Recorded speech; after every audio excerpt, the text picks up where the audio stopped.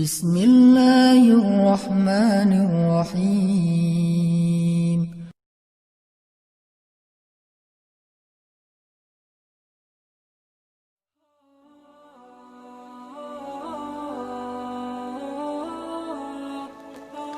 Bismillahirrahmanirrahim. Assalamualaikum warahmatullahi wabarakatuh.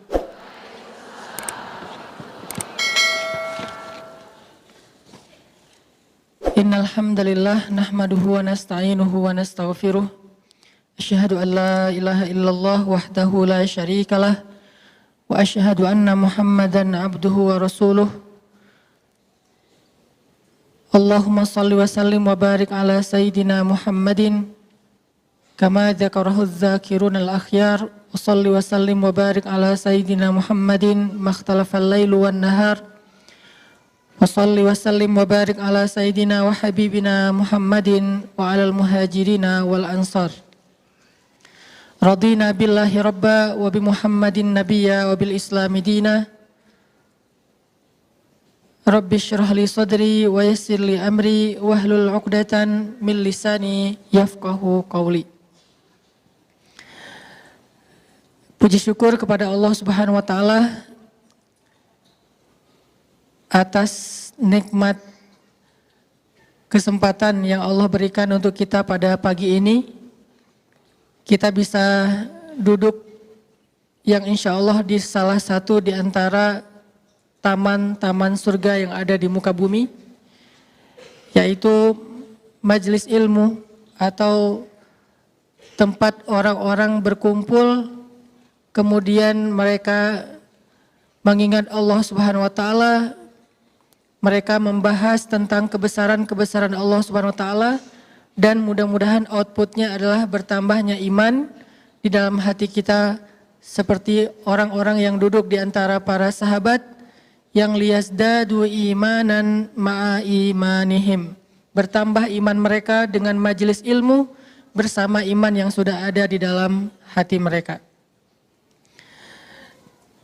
Teman-teman sekalian, ibu-ibu yang dirahmati Allah Subhanahu wa taala, dalam kesempatan ini kita sengaja mengambil sebuah judul yang insya Allah judul ini hanya saya bahas di kajian khusus muslimah. Tidak akan saya bahas di khutbah Jumat.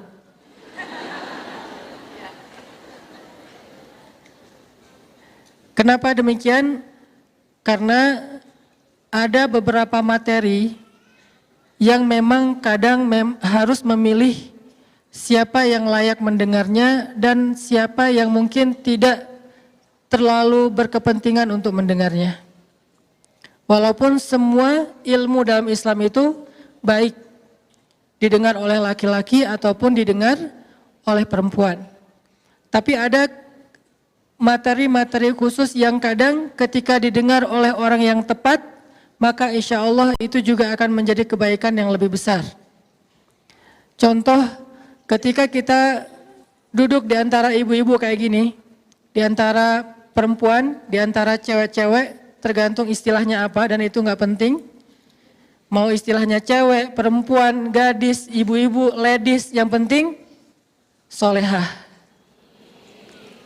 Jadi istilah cewek adalah istilah yang baik, istilah gadis adalah istilah yang baik, istilah ladies adalah baik, perempuan apalagi, karena dalam bahasa Indonesia aslinya perempuan itu artinya seorang yang terhormat dari kata empu, atau wanita, atau woman, atau apapun, yang jelas dia adalah insya Allah mu'minah, solihah, qanitah, hafidhatun lil ghaib, so'imah, tapi so'imah dalam makna yang umum ya, bukan nama orang.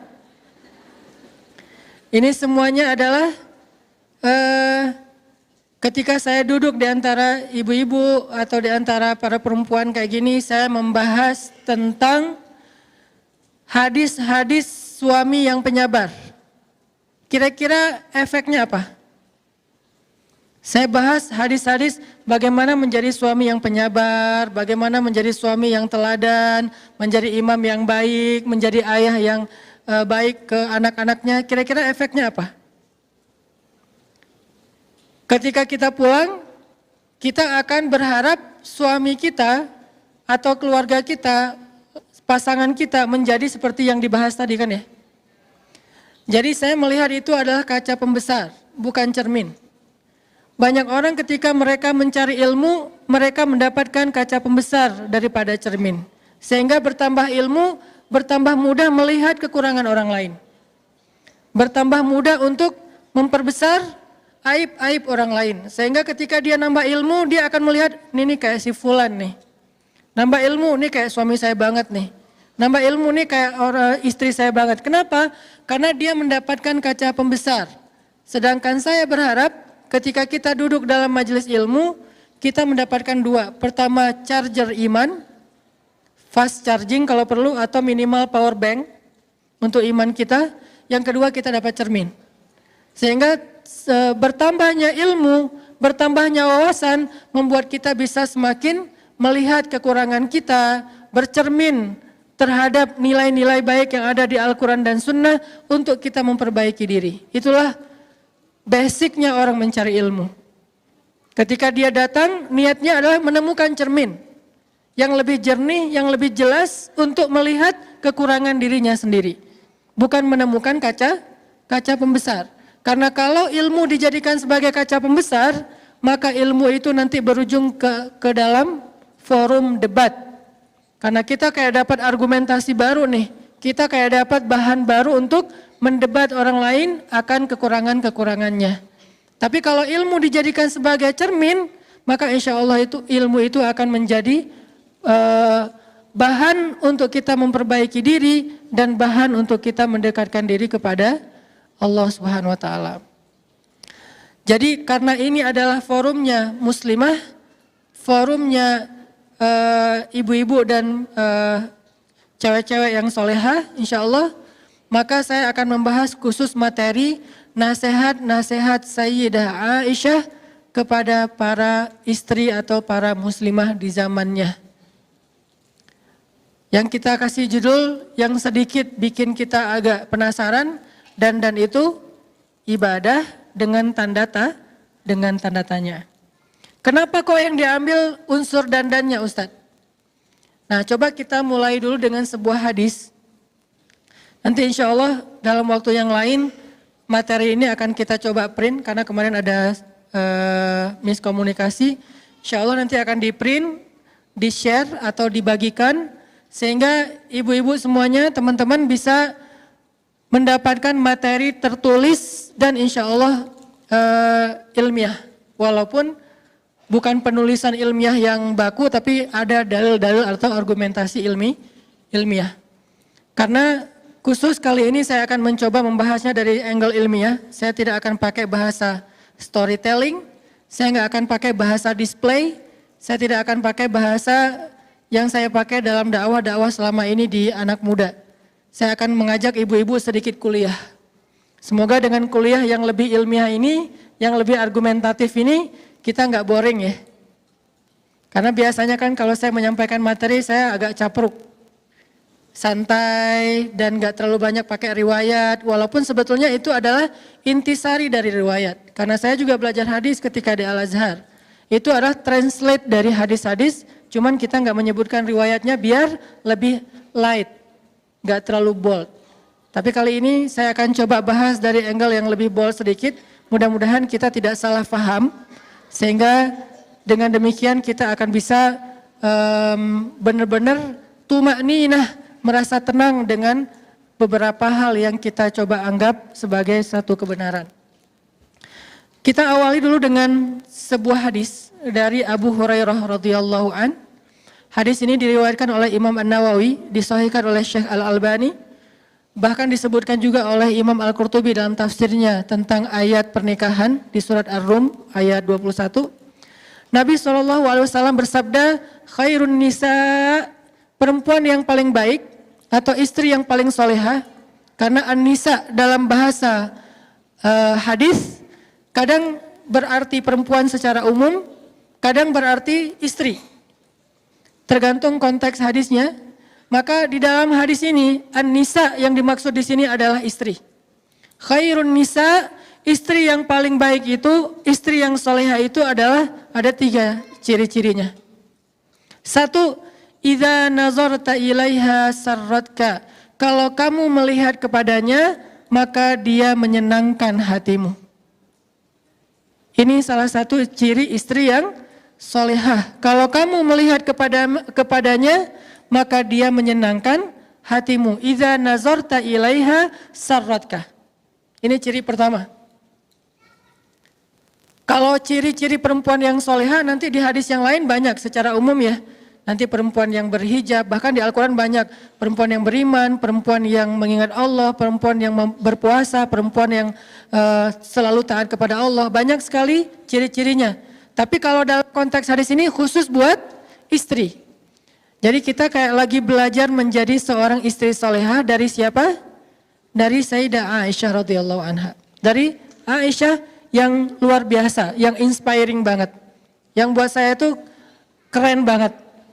Dan dia tawazun, punya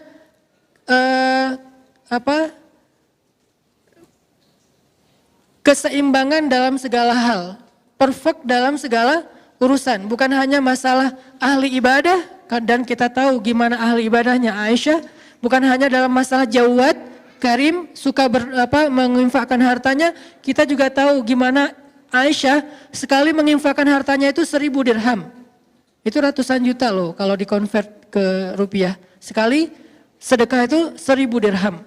Tapi kita juga akan membahas sisi lain dari Aisyah yang membuat Aisyah ini kata Nabi seperti garam di dalam satu masakan. Kalau nggak ada garam gimana pun bumbunya banyak kayak ada yang kurang gitu kan ya. Kalau Khadijah perempuan yang sempurna. Fatimah perempuan yang sempurna. Maryam perempuan yang sempurna. Asiyah istri Fir'aun perempuan yang sempurna. Terus Aisyah dia seperti garam di dalam masakan. Kalau nggak ada ini walaupun dia sedikit saja, kalau nggak ada jadi hambar semuanya. Dan itulah Aisyah radhiyallahu anha. Sehingga ketika kita belajar dari Aisyah, kita belajar unsur garamnya. Bukan pecinnya ya, tapi garam. Kalau pecin kadang gurih tapi nggak sehat. Kalau garam gurih dan menyehatkan. Oke, materi sudah diposting di IG Soft Muslimah buat nanti teman-teman yang mau mengakses. Bisa sekarang, bisa nanti setelah acara ini.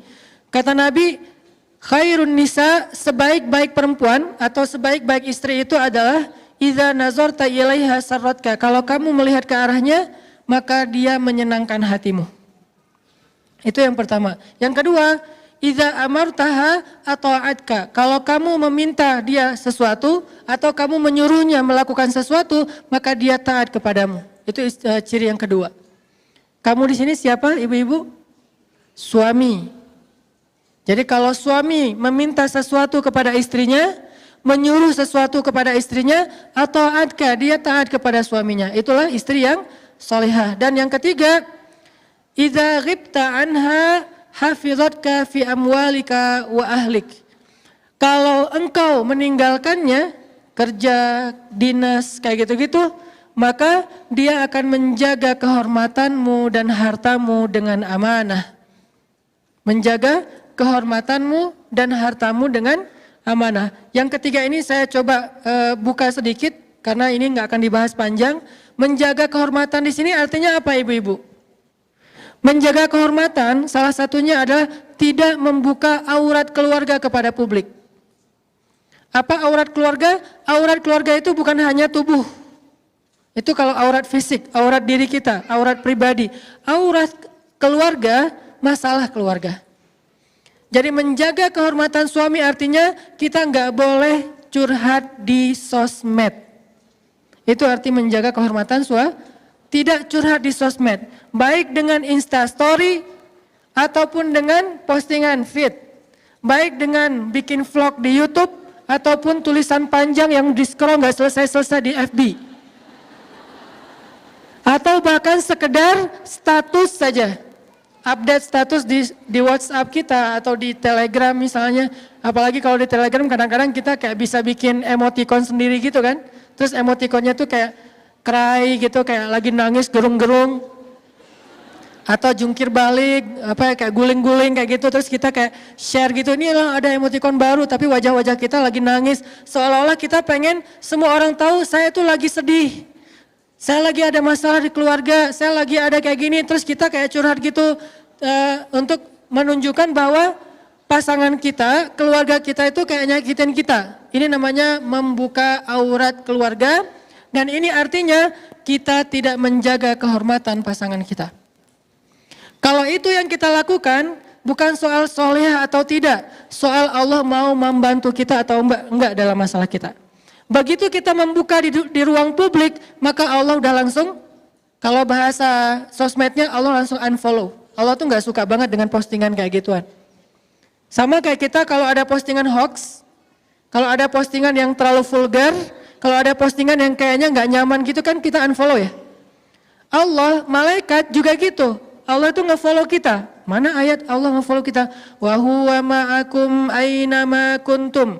Maka dia bersama kalian dimanapun kalian berada. La tahzan innallaha ma'ana. Jangan sedih, jangan khawatir, Allah bersama kita. Ma zannuka bisnain Allahu salisuhuma, kata Nabi. Kenapa kalian pikir kita cuma berdua?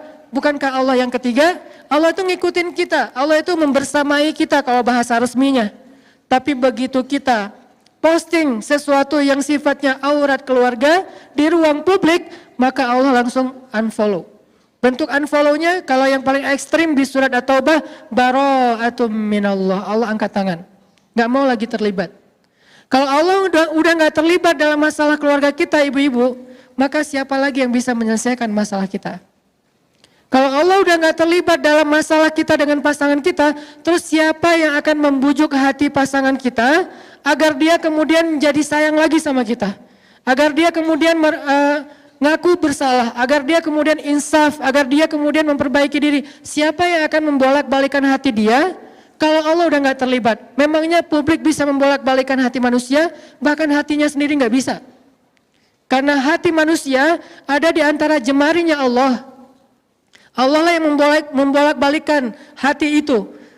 Yuqallib dzatal yamin wa dzatal shimal, itu Allah yang melakukan. Sehingga kalau Allah udah angkat tangan, udah gak ada lagi yang akan menolong kita dalam masalah keluarga kita.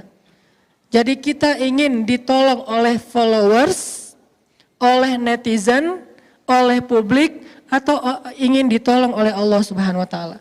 Kalau ingin ditolong oleh Allah, maka kalimat terakhir tadi adalah idza ghibta anha hafizatka fi amwalika wa ahlika. Kalau kamu tidak bersama dengan dia, dia menjaga kamu.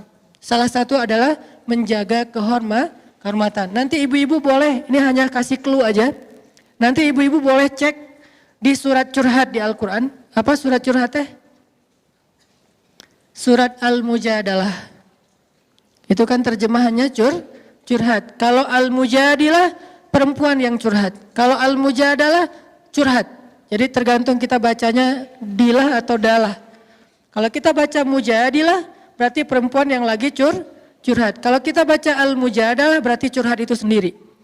Surat Al-Mujadalah berkisah tentang seorang sahabiat, seorang perempuan yang solehah banget, yang luar biasa, namanya Khawlah bintu Tha'labah.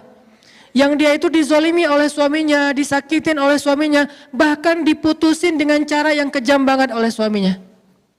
Kok kejam Ustaz? Ya kejam banget. Karena diputusin yang kejam yang kita tahu tuh kan dia ngomongnya, kita adik kakaan aja yuk. Itu kan kejam ya. Ngajak jadi adik kakak kan kejam ya. Ini ada yang lebih kejam. Apa kalimatnya? Kita jadi anak dan ibu aja yuk. Itu lebih kejam loh. Dalam bahasa fikih dikenal dengan istilah zihar. Cuman saya karena dakwahnya di segmen anak muda, di teman-teman yang sama-sama dengan saya juga baru belajar hijrah, saya nggak banyak menggunakan istilah-istilah fikih, istilah tafsir, istilah hadis, langsung ditranslate, diputusin. Diputusin. Cuman orang kadang-kadang apaan sih diputusin? Mungkin dia nggak paham segmentasi dakwah saya yang sedang saya jalanin. Dia masih menggunakan bahasa pesantren, zihar. Bahkan banyak dari kita nggak tahu apa itu zihar. Sehingga butuh translate. Zihar itu diputusin dengan cara ngomongnya apa? Kita jadi anak dan ibu aja. Itu lebih kejam daripada dulu ada yang mutusin kita jadi adik aja. Kita temenan aja yuk, kita sahabatan aja yuk. Kamu udah aku anggap kayak sahabat sendiri kok. Kita udah nggak gitu-gitu amat lah gitu ya. Teman tapi gitu deh. Nah ini ada yang lebih kejam daripada teman tapi gitu deh. Apa? Kita jadi anak dan ibu. Artinya haram selama-lamanya seperti ibu haram bagi anaknya. Bukan lagi istri. Akhirnya Khawlah ketika dizolimi oleh suaminya, dia curhatnya ke siapa ibu-ibu? Curhat kepada Allah tapi minta fatwa kepada Nabi. Nanti coba baca pembukaan dari surat Al-Mujadalah. Kalau bisa 1 halaman, tapi fokus ke ayat pertamanya dulu, bahwa kalimatnya tujadiluka fi zaujiha wa tashtaki ilallah. Dia meminta pendapatmu tentang kata-kata suaminya, tapi dia curhatnya tashtaki, curhat ke Allah. Jadi dia tidak curhat kepada Nabi. Dia hanya meminta nasihat dari Nabi tentang kata-kata suaminya, kira-kira menjatuhkan talak apa tidak. Kalau bahasa sekarang tuh istifta, meminta fatwa kepada Ustadz. Ustadz, suami saya bilang gini, kamu buat saya itu seperti ibu, kira-kira itu jatuh talak gak Ustadz? Cuman segitu doang. Tapi urusan suami saya itu emang orangnya temperamen, suami saya itu gak bisa jaga lisan, suami saya itu zalim, itu gak disebutkan ke Nabi. Dia menyebutkan itu kepada siapa? Wa tashtaki ilallah, dia menyebutkan itu kepada Allah saja. Akhirnya apa yang terjadi ibu-ibu? Ketika Khawlah curhatnya kepada Allah, akhirnya Allah yang ngebelain Khawlah, bukan Nabi, bukan sahabat, bukan manusia, bukan siapapun. Bahkan Nabi tidak membela Khawlah awalnya, karena Nabi tidak faham. Sehingga ketika Khawlah nanya kepada Nabi, apa hukumnya kata-kata suami saya ya Rasulullah? Nabi mengatakan itu sudah jatuh talak zihar selama-lamanya wahai Khawlah. Khawlah gak terima, dia kayak ngerasa nggak rela gitu berpisah dengan suaminya karena dia sayang sama suaminya. Gimana pun dizolemin, inilah perempuan. Kadang-kadang dia sakit hati, tergores, tapi di balik semua itu cintanya tuh kadang luar biasa ya, lebih daripada laki-laki. Walaupun dia mungkin sedikit gampang tergores, tapi kalau udah sampai ke hal-hal yang sifatnya sakral, dia lebih tahan banting dibandingkan laki-laki. Laki-laki dengan mudahnya mengeluarkan kata talak apa segala macam. Pada akhirnya perempuan yang akhirnya minta kalau bisa ini nggak jatuh talak, Ustadz gimana suami saya ngomong kayak gini. Yang akhirnya mencari solusi cewek, ibu-ibu, istri. Sehingga ketika Nabi bilang itu sudah jatuh talak, Khawlah kayak ngerasa sedih dan nggak rela gitu. Masa ya Rasul, ya wahai Khawlah, nggak bisa balikan lagi, nggak bisa wahai Khawlah. Artinya apa? Nabi aja nggak bisa ngebelain Khawlah. Padahal Nabi kurang apa coba? Nggak ada lagi manusia yang lebih baik daripada Rasul. Tapi nggak bisa ngebela Khawlah. Kenapa? Karena manusia. Tapi Khawlah curhatnya kepada Rabbnya manusia, kepada pemilik hati, kepada yang maha tahu segala sesuatu. Wa tashtaki ilallah ilahi Rabbi ashku bathi wa huzni ilaik. Aku adukan rasa sedih dan kecewaku hanya kepada engkau.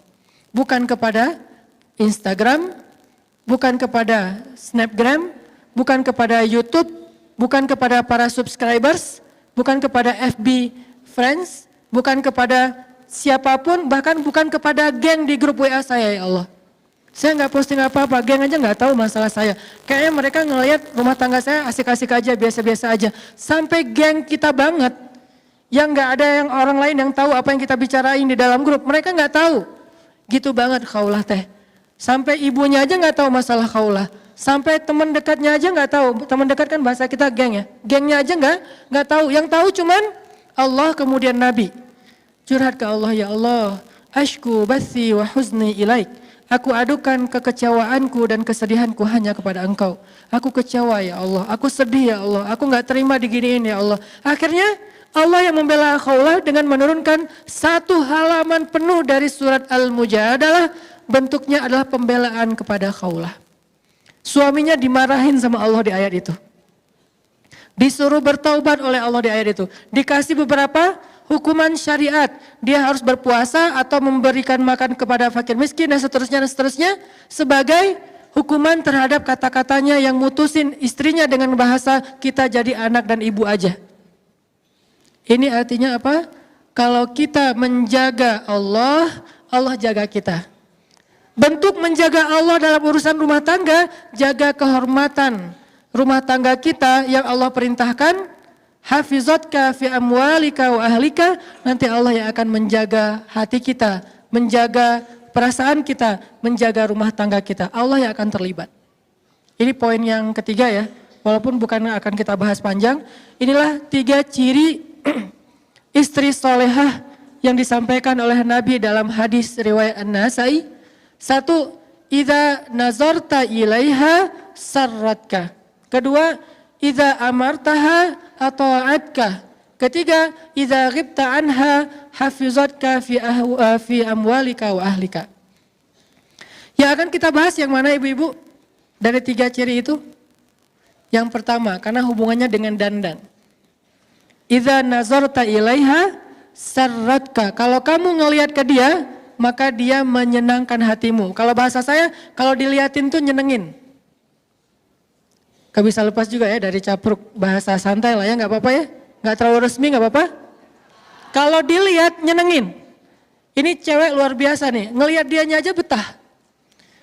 Seorang istri yang soleha buat suaminya itu betah melihat ke arah dia. Kenapa? Itulah salah satu cara agama menjaga pandangan laki-laki adalah dengan menyuruhnya menikah. Dan salah satu syarat menikahi seorang perempuan itu kata Nabi apa? Tunkahul mar'ah li arba'ah. Perempuan itu dinikahi karena 4 alasan. Walaupun alasan-alasan ini enggak harus sempurna. Tapi ini dipertimbangkan. 1, li jamaliha, untuk kecantikannya. Cantik relatif. Ada orang yang senang dengan yang model matanya kecil. Ada yang model matanya lebar. Ada yang pengen rambutnya keriting. Ada yang pengen rambutnya lurus. Ada yang pengen misalnya kulitnya putih bersih. Ada yang pengennya agak lebih kayak etnik gitu misalnya. Ada yang pengen misalnya yang kurus, ada yang pengen dia nggak kurus-kurus amat, karena kalau terlalu kurus dia kayak nggak apaan sih gitu-gitu amat. Dia pengennya yang biasa-biasa aja misalnya. Kan itu relatif ya. Karena relatif, Nabi nggak mengatakan spek Jamal itu apa. Spek dari cantik itu apa enggak, hanya disebutkan karena kecantikannya. Bahkan walaupun ini bukan yang paling penting disebut di awal tetap. Justru yang paling penting disebut di akhir, lidiniha, agamanya, tetap yang disebut di awal itu di Jamal. Kenapa? Hubungannya dengan hadis An-Nasai, supaya laki-laki itu bisa menundukkan pandangan, dia nggak perlu ngelihat cewek lain di mall, nggak perlu ngelihat cewek lain di Instagram, nggak perlu ngelihat cewek lain di YouTube atau di TV, karena melihat istrinya aja udah nyenengin. Jadi ketika Allah Subhanahu wa taala menyuruh seorang laki-laki untuk ghaddul basar, menundukkan pandangan, itu bukan ngelihat ke bawah. Menundukkan pandangan itu bukan melihat ke bawah. Dalam beberapa kasus ya melihat ke bawah, tapi dalam beberapa kasus kalau perlu lihat ke atas. Kenapa? Kalau dia di mall lantai 2 ngelihat ke bawah malah nggak boleh. Pak, kenapa sih kok di situ aja berdirinya? Mah lagi nundukin pandangan mah. Kan nggak kayak terus di bawah kayak lagi ada event gitu, terus banyak para dancer gitu kan. Kayak lagi malam mingguan kan suka ada kayak live musik atau apa, terus dia kayak nundukin pandangan dari atas gitu. Lagi ngapain Pak? Lagi ghaddul basar. Kan nggak bisa. Jadi terjemah menundukkan pandangan bukan melihat ke bawah, menjaga pandangan. Dan Islam, ini salah satu karakteristik Islam nih ibu-ibu. Islam itu nggak pernah ngelarang sesuatu tanpa ngasih solusi, itu nggak pernah. Nggak pernah. Kalau kita paham Islam yang luas. Contoh, Ustadz, riba diharamkan, terus kita ngapain dong Ustadz? Riba itu dilarang tapi juga dibolehkan. Ustadz nggak takut ditahzir? Enggak. Riba itu boleh ibu-ibu. Yang nggak boleh riba dengan manusia, tapi riba ke Allah itu boleh. Malah untungnya lebih gede lah gitu. Sehingga ayatnya yamhaqullahu riba wa yurbis shadaqat. Allah menghapus riba tapi meribakan sedekah. Jadi siapa yang senang dengan riba, hayu riba dengan Allah. Caranya sedekah. Kita kasih 1, Allah balikin 700. Jadi siapa yang senang memperbanyak hartanya dengan cara sistem riba, boleh banget. Tapi coba ribalah ke Allah. Sedekah yang banyak nanti Allah balikin berlipat-lipat kali. Bukan 1%, bukan 3%, bukan 5% seperti deposito versi kita. Bahkan 700 kali lipat. Kalau senang riba, ribalah dengan Allah. Jadi Allah nggak melarang tanpa ngasih solusi. Ustadz nggak boleh minum khamar. Boleh, siapa bilang nggak boleh minum khamar? Yang nggak boleh minum khamar itu di dunia, di surga banyak khamar. Bahkan khamarnya jadi sungai lagi di surga. Tapi bedanya sungai khamar di surga tidak memabukkan dan tidak menghilangkan akal. Sehingga tetap terhormat walaupun minumnya sebanyak mungkin yang dia mau. Jadi khamar tidak dilarang kecuali di dunia saja. Di surga Allah sediakan khamar yang lebih baik daripada yang ada di dunia. Semua jenis khamar di dunia dengan berbagai macam brand, yang kadang-kadang satu gelasnya aja harganya jutaan, sabar. Nanti kita akan minum yang satu gelas harganya lebih dari 1 miliar di surga. Allah tidak melarang sesuatu tanpa ngasih solusi. Pacaran gak boleh? Boleh, tapi akad dulu baru pacaran. Siapa bilang pacaran gak boleh? Bukankah ayat pacaran di Al-Quran itu surat Ar-Rum ayat 21? Allah menjadikan di antara kalian, wahai pasangan yang halal, mawaddatan warahmah. Apa arti mawaddah warahmah? Kasih dan sayang. Berkasih sayang bahasa anak main pacaran. Dan itu boleh banget setelah nikah. Dan pacaran setelah nikah jauh lebih seru daripada pacaran sebelum nikah. Gak perlu ngumpet, gak perlu diam-diaman, gak perlu takut ketahuan orang lain, gak perlu harus di tempat-tempat yang tersembunyi, gak perlu takut ada rasa dosa, malah berpahala lah gitu. Ngelihat aja berpahala, memegang tangannya berpahala, berpelukan berpahala, dan seterusnya gak usah diperjelas, berpahala. Ini pacaran setelah nikah, jadi gak ada dalam Islam larangan tanpa solusi. Gitu juga hal yang lain termasuk menundukkan pandangan. Wahai katakan kepada laki-laki yang beriman agar mereka menundukkan pandangan. Terus solusinya apa Ustaz? Kalau nggak boleh ngelihat yang keren-keren, ciptaan Allah yang indah, lihatlah ciptaan Allah yang ada di rumahmu, yang itu juga nggak kalah indah. Li jamaliha, dipilih karena keindahan sesuai selera. Apa yang engkau lihat dari seorang istrimu? Sehingga ketika ada seorang laki-laki muhajirin mau menikahi seorang perempuan Ansor di zaman Nabi, terus Nabi nanya, datang ke Nabi, dia ngomong gini, ya Rasul, saya pengen nikah gitu, pengen update status. 2019 ganti status. Gitu. Saya pengen 2019 ganti status. Oh, bagus kata Nabi. Dengan siapa? Dengan perempuan Ansor. Nabi nanya apa ibu-ibu? Apakah kamu sudah melihat dia? Enggak ya Rasul, kan saya orangnya kayak soleh gitu kan, enggak ngelihat gitu kan, enggak ada. Bahkan ta'aruf aja enggak, kayak dijodohin aja. Kamu mau enggak nikah sama anak saya? Insya Allah dia amanah, soleha. Oh mau. Ternyata modal soleh juga tetap diperbaiki sama Nabi, nggak cukup kayak gitu doang. Mentang-mentang kamu sama-sama soleh soleha, terus nggak saling ngelihat, nggak kata Nabi, lihatlah mereka, lihatlah dia. Akhirnya kata laki-laki ini, saya pun mencuri-curi pandang untuk melihatnya. Mencuri-curi pandang, bahasa sosmednya stalking. Bahasa sosmednya stalking. Saya pun cari-cari tahu tentang dia. Oh ini orangnya. Tapi kalau stalking yang lebih baik itu jangan di sosmed karena itu hasil editan. Wah ternyata bener ya, soleha cantik lagi tuh, pas ketemunya di mana ya orangnya? Saya. Loh kok agak-agak beda ya. Ini gara-gara apa? Hasil editan. Di sosmed itu ngeditnya sampai 3 kali loh. Editan pertama touch up. Pakai foundation, terus kayak pakai blush on gitu, apa segala macam, bibirnya pakai lipstick yang matte apa. Udah, editan pertama. Kok usah tahu? Kan judulnya juga dandan. Itu demi menguasai materi ya. Enggak, istri saya pakai soalnya. Buat suaminya insya Allah. C. Terus yang kedua, apa? Editan yang kedua teh pakai kamera depan. Soalnya kamera depan tuh agak-agak blur gitu, jadi nggak kelihatan ada apa goresan-goresan. Yang ketiga, editan pakai aplikasi gratisan. Wah, semalaman ngedit.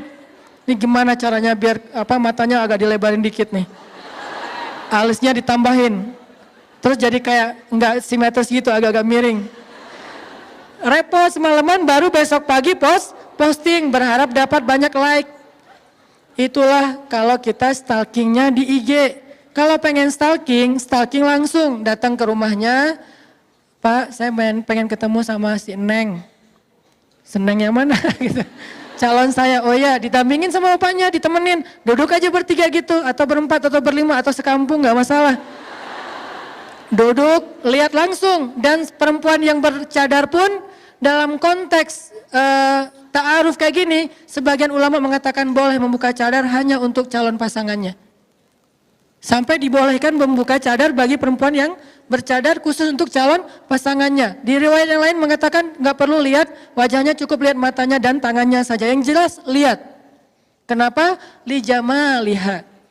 Kadang ada selera menurut temennya cantik, menurut dia kok saya biasa aja ya. Kalau gitu jangan paksain. Kenapa? Karena dia nggak akan jadi solusi kamu dalam menundukkan pandangan. Seorang istri harusnya idza nazarta ilaiha sarratka. Kalau dilihatin suami itu nyenengin suami banget. Sehingga dia malas banget nonton film apa kayak drakor segala macam. Udah ada drakor di rumahnya. Gak perlu nonton K-pop, udah ada K-pop di rumahnya. Gak perlu nonton apa misalnya lagu-lagu barat segala macam, udah ada itu di rumah. Gak perlu nonton model-model yang seksi karena udah ada di rumahnya. Siapa bilang gak boleh beli pakaian seksi di mall? Ibu-ibu kalau jalan ke Arab Saudi, saya pernah nggak sengaja, bukan saya stalking ya. Nggak sengaja nih lagi jalan di mall Saudi, kan di Saudi cewek-cewek rata-rata bercadar ya. Cewek bercadar tapi belinya maaf, pakaian-pakaian yang kayak orang di pantai kayak gitu, pakaian-pakaian yang mungkin sebutlah kalau bahasa perempuan mungkin kayak lingerie gitu belinya, tapi bercadar. Pertanyaan saya, bercadar, lingerie terus pakainya gimana ya? Ternyata lama-lama saya menjadi paham, oh itu saking solehannya nih perempuan, di luar dia tidak mau tabarruj. Tabarruj itu bukan larangan berdandan ibu-ibu. Tabarruj itu larangan berdandan untuk yang bukan muhrim. Harus diperjelas, bukan berdandan titik, bukan. Karena berdandan titik itu masih relatif. Ada sisi positif, ada negatif. Dandan bisa ibadah, bisa dosa. Kalau dandan yang keluar rumah berlebihan dan membuat fitnah, itu namanya tabarruj. Wala tabarrujna tabarrujal jahiliyatil ula. Tapi kalau dandannya untuk suami, itu namanya tazayyun. Dan tazayyun bagian dari ibadah seorang istri. Nanti kita baca nasihat-nasihat Aisyah tentang itu. Sehingga seorang istri ketika dia membeli pakaian-pakaian yang menyenangkan suaminya, walaupun tidak harus berlebihan, gak usah terlalu kayak vulgar juga, kayak maaf mungkin terlalu kayak bikin dia jadi kayak terlalu caper atau apa. Asal menyenangkan suaminya, syaratnya apa? Kalau dia belanja, bawa suami. Satu, biar dibayarin. Sebetulnya nggak harus bawa juga sih, nanti kan bisa dirimbas ya. Habis beli, Pak mau dapat pahala nggak? Pahala apa mah? Pahala dandan. Caranya rimbas dong semua biayanya gitu. Bisa. Yang kedua, biar suami yang memilih. Kayak beli body lotion. Saya kalau beli body lotion istri, saya milih. Alhamdulillah. Istri saya nanya, yang ini body lotionnya kan banyak nih, mau yang mana? Kalau aku sih senang yang fruity, saya bilang. Oh fruity, ya udah fruity kan banyak macam-macam. Ya terserah suami, bisa aja fruitynya misalnya rasa durian gitu. Aku sih yang durian aja boleh nggak? Oh boleh, beli aja. Pakai. Rumah kita kenapa ya kayak lagi musim durian? Iya, body lotion gitu. Terserah suami deh. Kenapa? Karena kita ingin menyenangkan, kan niat awalnya itu kan. Idza nazarta ilaiha sarratka. Jadi benar-benar suami itu kayak betah banget di sebelah istri karena body lotionnya juga kayak aroma kesukaan dia banget. Misalnya kayak fruitinya tuh strawberry atau mungkin apa kayak gitu-gitulah yang saya juga nggak ngerti. Kalau saya taunya beberapa doang misalnya. Nah itu bisa bikin terus kayak beli parfum. Parfumnya yang kayak gimana? Aku yang seneng yang ada kayak manis-manisnya gitu. Oh ya udah vanilla aja ya, vanilla, beli aja vanilla. Jadi kalau kayak pakai baju terus pakai parfum vanilla di sebelah suami, suami kayak merasa kamu harum banget sih. Karena harum itu bukan cuma parfum. Selera parfum kan orang private banget ya. Suami kita yang tahu dia lebih senangnya apa. Terus kayak pakaian, dia senangnya yang warna apa, bukan kita senangnya warna apa. Kalau mau beribadah, kalau kita senangnya warna apa, nggak ada nilai ibadah, atau mungkin juga nggak dosa, biasa-biasa aja, mubah gitu. Saya senangnya ungu, dari ujung rambut sampai ujung kaki ungu. Sampai setir mobil ungu, jok mobil ungu, kalau perlu bannya juga ungu. Kenapa? Kayak ungu fans banget lah ya pokoknya. Tapi kalau suami kita bilang, aku sih senangnya black on black sih. Soalnya suaminya anak street banget kan gitu ya. Jadi kayak anak jalan banget, jadi senangnya black on black. Ya udah black on black kan soleha banget ya. Semuanya hitam, serba hitam gitu. Sampai akhirnya pakai lipstick juga hitam misalnya. Nah, mama sehat. Kenapa? Terlihat seperti orang sakit. Ya pokoknya suami yang memilih sampai warnanya atau apa, ini insya Allah akan jadi ibadah banget ibu-ibu. Kenapa? Itu bisa jadi solusi kalau suami disuruh tundukkan pandangan, dia punya pandangan yang bisa membuat dia itu bisa mengalihkan sesuatu yang negatif menjadi yang positif. Lihat istri aja. Terus nanti di dalam hadis yang lain, ini kalau kita explore, komparasi beberapa hadis, karena metode belajar di Al-Azhar adalah metode komparatif. Kita itu nggak dibolehin banget di Al-Azhar itu, SOP kampus Al-Azhar itu nggak boleh menyimpulkan sesuatu tanpa mengambil beberapa referensi dalil. Jadi nggak boleh satu hadis langsung menyimpulkan fatwa, nggak boleh di Al-Azhar itu, nggak boleh banget. Kita harus banding-bandingkan ayat dengan ayat, ayat dengan hadis, hadis dengan hadis, hadis dengan sahabat, sahabat dengan ulama. Wah, dibandingin semuanya, jadilah sebuah produk fikih yang dikenal dengan fatwa atau hukum. Itulah cara belajar di Al-Azhar. Kalau kita bandingkan beberapa hadis yang lain, nanti Nabi juga bersabda, keutamaan memandang istri. Tapi ini materinya buat khutbah Jumat. Seorang suami memandang istri, maka Allah Subhanahu wa taala akan menggugurkan dosanya. Memandang istri aja menggugurkan dosa mereka berdua nih. Istri ketika sering dipandang suami, maka dosanya berguguran loh ibu-ibu. Jadi kalau dipandang suami itu jangan dilarang. Pak ngapain sih ngeliat gitu-gitu amat sih?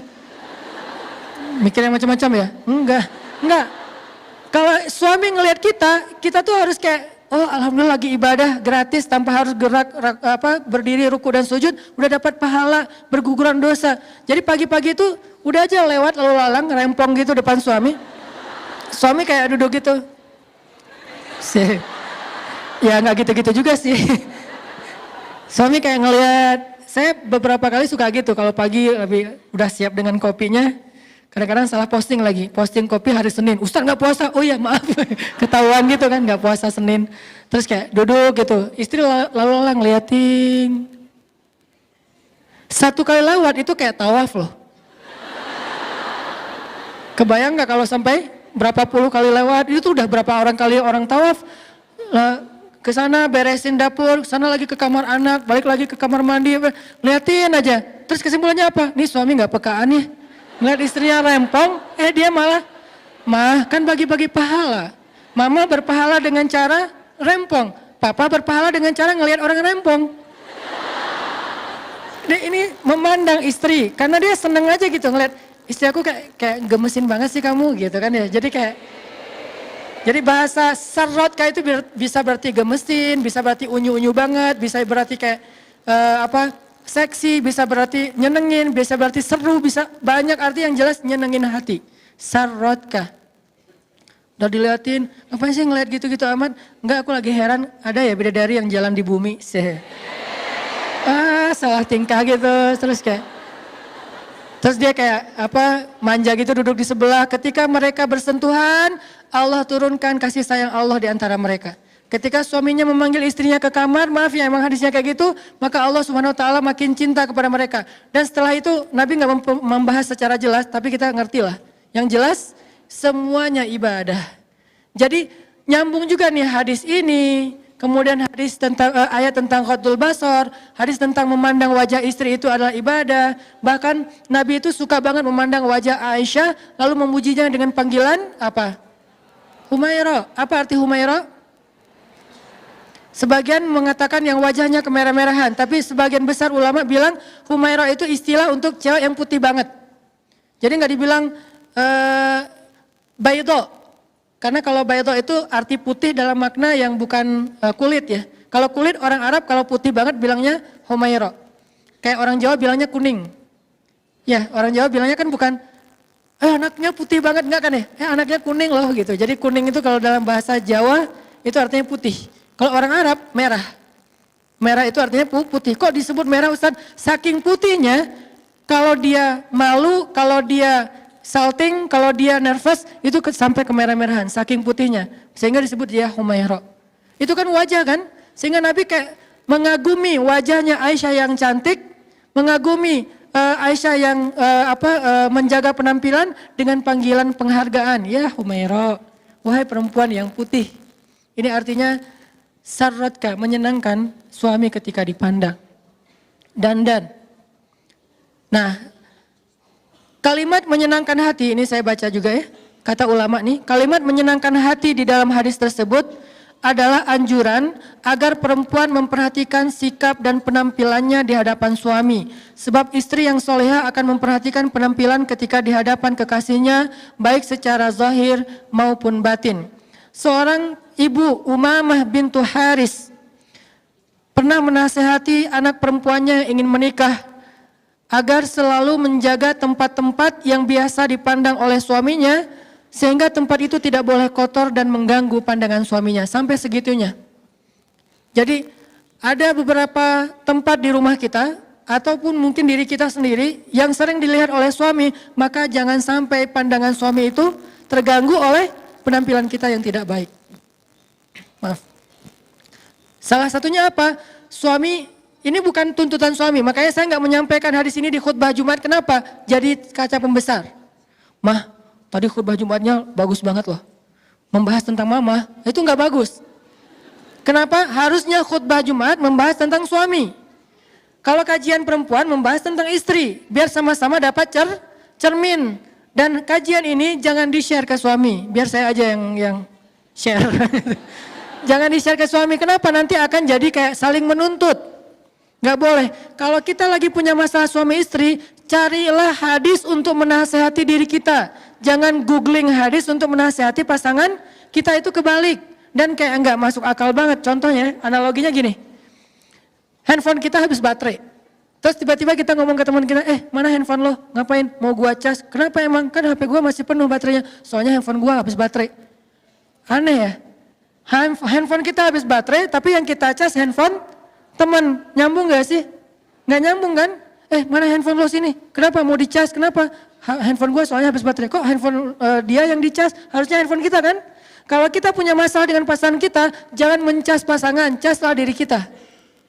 Mencas pasangan, kita cari ayat, hadis untuk memperbaiki diri dia.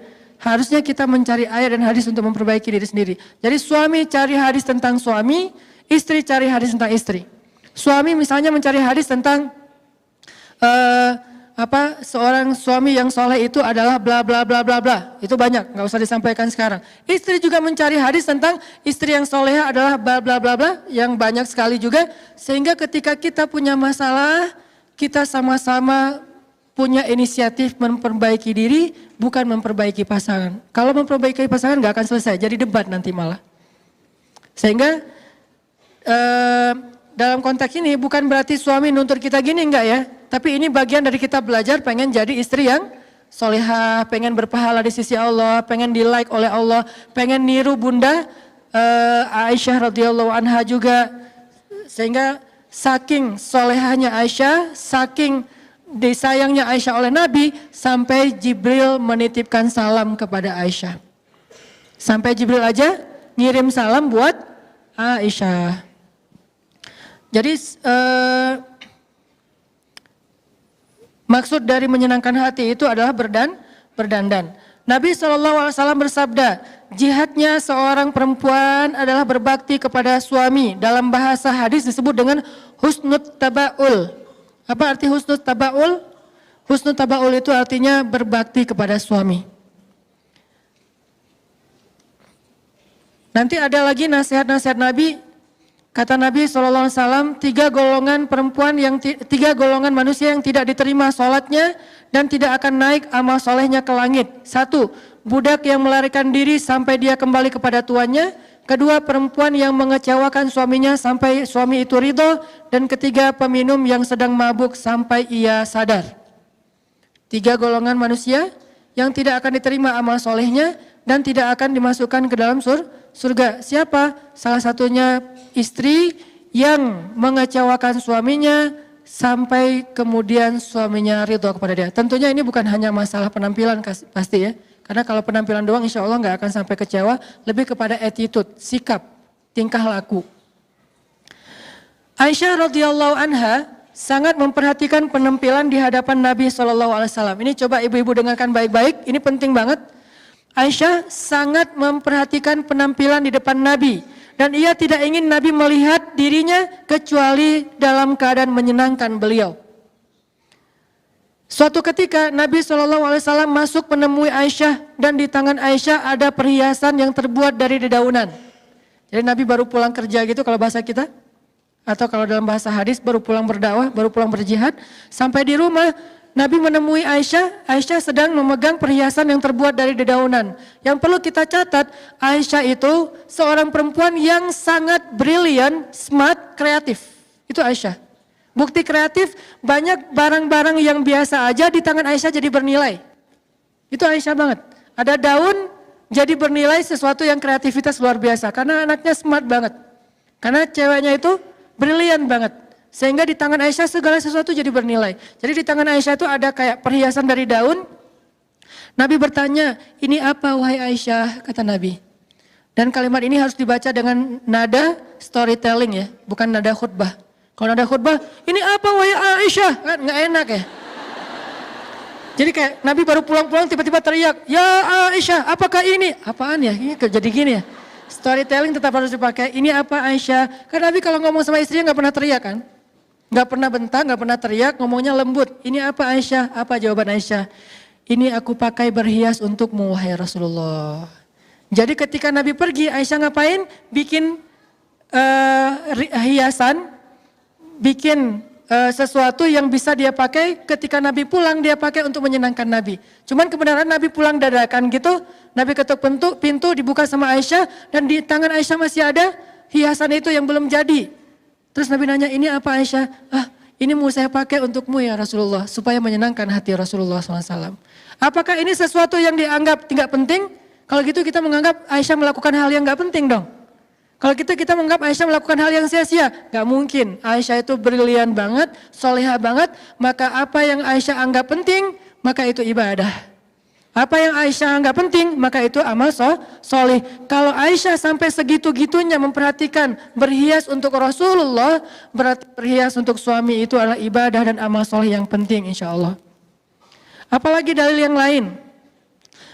Begitulah Aisyah radhiyallahu anha bersungguh-sungguh dalam berdandan untuk membahagiakan Nabi. Sehingga ia memperhatikan hal-hal yang kecil agar Nabi melihatnya dalam keadaan penampilan terbaik. Sampai terkadang ia sibuk mengurus dandanannya untuk Nabi dan melewatkan satu majelis ilmu bersama Nabi. Ini kata ulama. Saking sibuknya Aisyah berdandan untuk Nabi, kadang-kadang Aisyah nggak hadir dalam majelis ilmu bersama Nabi. Coba, seolah-olah kadang-kadang berdandan lebih utama daripada duduk di dalam majelis ilmu. Terkadang, bukan selalu ya. Kenapa nggak ikut talim kemarin? Lagi dandan. Oke. Terus besoknya, kok nggak ikut lagi? Kan dandan. Minggu depan, kok nggak pernah hadir sih? Kita bikin talim udah sering loh. Kan ibadah itu dandan. Nggak gitu-gitu amat juga sih. Islam itu kan syumul ya, komprehensif. Bukan satu hal doang, jangan parsial. Tapi juga bukan berarti talim nggak pernah mikirin dandan. Seolah-olah dandan itu nggak penting. Enggak. Satu dari 3 ciri cewek solihah itu adalah dandan untuk suaminya. Nah Aisyah sampai nggak hadir dalam majelis ilmu bersama Nabi gara-gara lagi sibuk berdandan. Apa dalilnya Ustadz? Dalilnya suatu hari ketika Nabi sudah wafat, yang menggantikan Nabi mengajar hadis di Masjid Nabawi siapa? Abu Hurairah. Karena yang paling banyak menghafal hadis Nabi Abu Hurairah. Suatu hari Abu Hurairah mengajar hadis-hadis Nabi di Masjid Nabawi dan Aisyah ikut mendengar dari ruangnya, dari kamarnya, dari rumahnya di sebelah masjid. Aisyah dengerin gitu. Abu Hurairah meriwayatkan Rasulullah bersabda. Apa yang membuat Aisyah heran? Aisyah heran banyak hadis yang disampaikan Abu Hurairah Aisyah nggak pernah mendengar dari Rasulullah. Sehingga ketika selesai majelis, lalu Aisyah bertanya kepada Abu Hurairah, memanggil Abu Hurairah, ya Abahir, wahai Abu Hurairah, itu panggilan Abu Hurairah, Abahir. Ya Abahir, wahai Abu Hurairah, kenapa saya nggak mendengar hadis yang kamu sampaikan tadi dari Rasulullah? Banyak sekali yang saya nggak tahu. Dari mana kamu dengar wahai Abahir? Kenapa saya nggak dengar? Apa jawaban Abu Hurairah? Wahai ibu kami, itu panggilan untuk Aisyah karena istri Nabi adalah ibunya orang yang beriman. Wahai ibu kami, ya saya mendengarkan hadis itu, sedangkan ibu tidak mendengarkan, soalnya ibu sibuk dengan berdandan.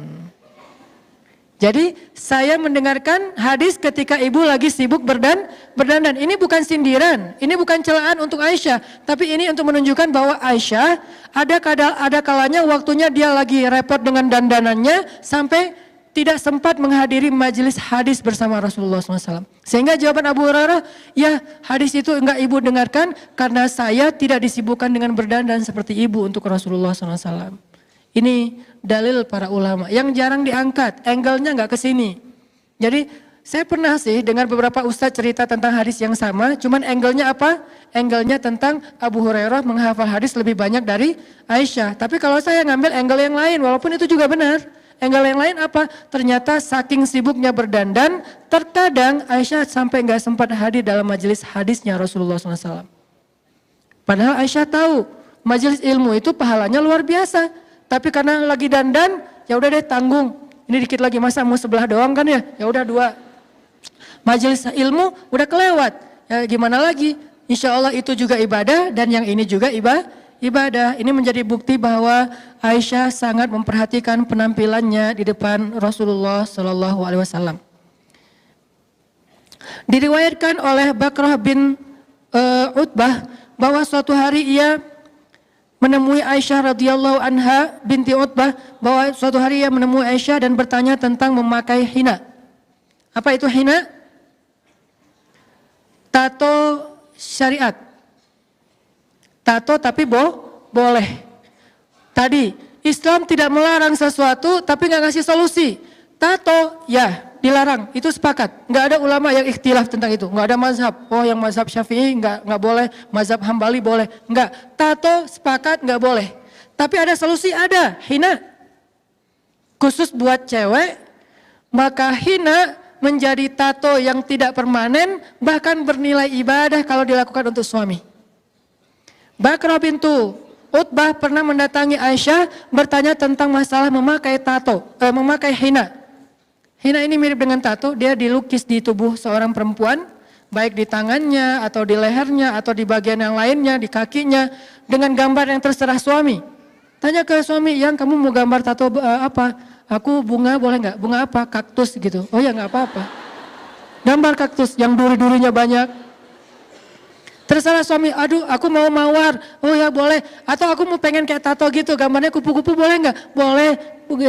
Kupu-kupu boleh, kelelawar boleh, buaya juga boleh, nggak masalah. Apa aja lah terserah suami, yang jelas berhias dengan bahan tumbuhan yang thayyibah kata Aisyah. Ditanya oleh Bakrah bintu Utbah, kata Aisyah tentang hina, hina adalah pohon yang baik dan air yang bersih. Hina adalah pohon yang baik dan air yang bersih. Artinya memakai hina dari bahan pohon yang itu, tumbuhan yang itu, yang hina itu, maka itu sesuatu yang thayyibah, baik. Untuk suami apalagi berpahala di sisi Allah SWT. Kalau di kita nyebutnya pacar ya. Jadi pakai daun pacar. Itu tato syariat.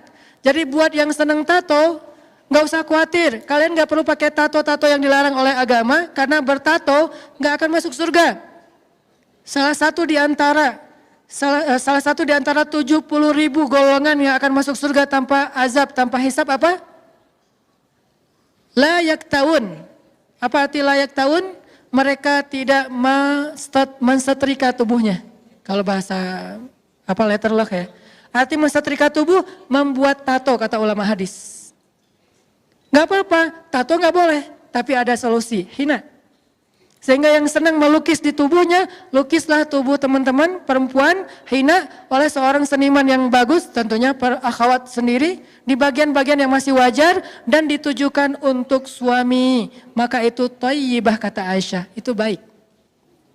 Itu thayyibah itu baik. Kayak misalnya bikin di tangan di sini atau di bagian tangannya kayak gelang gitu, tapi dalam bentuk lukisan hina, kayak bunga apa gitu, kayak tanggal lahir atau apalah. Terserah deh kan, atau ambil aja gambar-gambar di Google gitu kan, image tato buat cewek.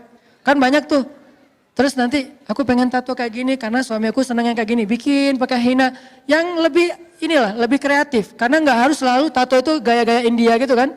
Kan ada yang seleranya India, dangdut, pop, apa, kan beda-beda kan ya. Kalau yang senangnya dangdut ya udah gaya India aja yang rame di sini misalnya, ya nggak masalah, bajunya juga rame. Tapi ada yang senangnya simpel-simpel aja, tatonya cuma tanda tangan gitu, ya nggak masalah juga. Tanda tangan suaminya, dan tanda tangannya juga simpel, kayak tanda tangan Benyamin. Ya intinya atau nama suami, nama atau tanggal mereka awal pertama kali mereka ketemuan gitu, atau kayak pertama kali mereka ketemu tuh ada kata-kata apa gitu, sebuah puisi dari suaminya diabadikan dalam bentuk tato hina gitu kan ya. Setelah seminggu hilang, kenapa? Soalnya kan hina nggak permanen ya, tembus air, ganti lagi dengan kata-kata yang baru, bisa update malah. Bisa update status. Kalau tato kan nggak bisa diupdate ya, dihapus susah. Kalau diganti dengan yang lain jadi kebanyakan, jadi kayak gimana gitu, kayak aneh gitu kan, terlalu banyak. Kamu apain sih kok rame banget? Ya intinya adalah Allah tuh ngasih solusi banget. Dan saya sangat yakin Islam itu bukan agama yang bawel. Nggak boleh, haram. Halalnya mana? Banyak. Di antara 5 grade hukum dalam Islam, cuma 1 doang yang haram. Yang ini halal 4-4-nya. Coba kita bikin grade ya. Grade hukum dalam Islam.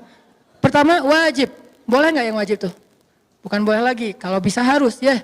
Kecuali ada uzur syar'i. Harus. Berarti boleh dilakuin. Di bawahnya sunnah. Boleh nggak? Malah berpahala kalau kita lakukan. Di bawahnya mubah. Boleh nggak? Boleh. Walaupun nggak berpahala. Tapi juga nggak dosa. Di bawahnya lagi makruh, boleh nggak? Boleh, walaupun ditinggalkan lebih baik, tapi boleh dilakukan? Boleh. Baru yang terakhir, haram yang nggak boleh. Dari 5 grade hukum dalam Islam, cuma 1 doang yang nggak boleh. 4 boleh. Dengan levelnya masing-masing, tapi boleh, sama boleh. Cuman ada yang berpahala bolehnya, ada yang lebih berpahala lagi, ada yang biasa aja, ada yang bahkan kalau ditinggalkan berpahala, tapi dilakukan juga nggak masalah. Intinya adalah Islam itu bukan agama yang ribet, yang susah, yang berat, yang beban, yang bawel, yang cerewet, yang cuma tahu istilah haram. Ustadz ini haram, belum juga nanya udah haram.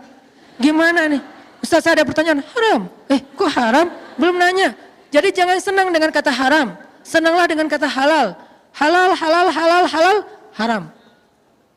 Sehingga ayatnya basyiran wa naziran, berita gembira dan peringatan. Tidak ada naziran wa basyiran, peringatan dan berita gembira. Sehingga orang kayak trauma gitu ngebahas Islam.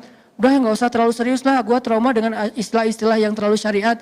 Jadi dengan syariat trauma, karena yang ditampilkan tentang syariat itu cambuk. Gak ditampilkan efek dari itu, gara-gara cambuk akhirnya zina jadi berkurang, bahkan hampir tidak ada.